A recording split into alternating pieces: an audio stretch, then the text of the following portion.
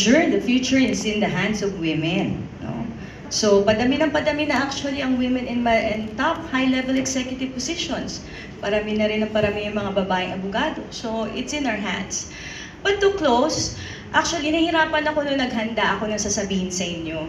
Kasi nagbalik tanaw ako dun sa buhay ko eh. At habang nagbabalik tanaw ako, napapaiyak ako. Kasi naalala, di ba, dumarating ang mga pinis, naalala ko yung mga pakiramdam ng napintasan, minaliit, sinagawan, yung pumalpak, nagkamali, nagsisi.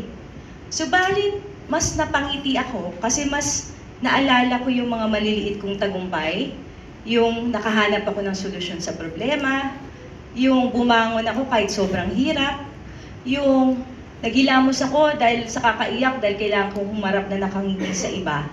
So kumbaga mas maraming tagumpay akong nakita sa aking nakaraan. And doon ko nga napagtanto, no, na ito palang paghamon na to ay can also be positive. It molded me for who I am right now.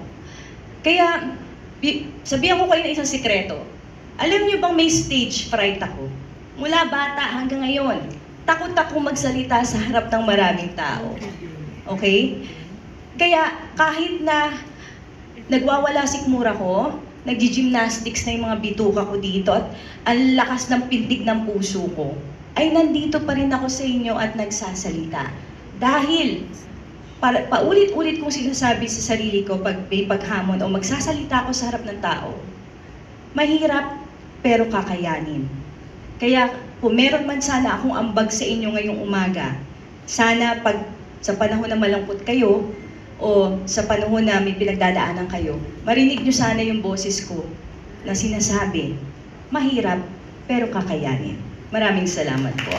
Yes, mahirap pero kakayanin. So, thank you everyone.